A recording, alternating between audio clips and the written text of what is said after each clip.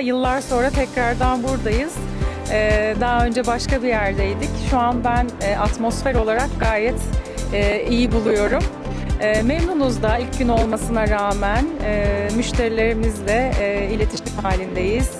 Güzel gidiyor. Kırtasiye sektörünün gelişmişlik düzeyini her sene tekrardan burada tekrardan sergiliyoruz ve fuarın bu güzelliklerini görmek, müşterilerimizle gerek olsun, uluslararası anlamda çalışmalar yürütmek için tekrardan buradayız her sene olduğu gibi. Peki gelecek yıl da bu fuara katılmayı düşünür müsünüz? Tabii ki de bu bizim için çok büyük bir değer çünkü kırtasiye fuarı ülkemizdeki en büyük, en önemli sektörlerden bir tanesi. Çocuklar için yani geleceklerimiz için her zaman önem verdiğimiz ve severek yaptığımız bir iş.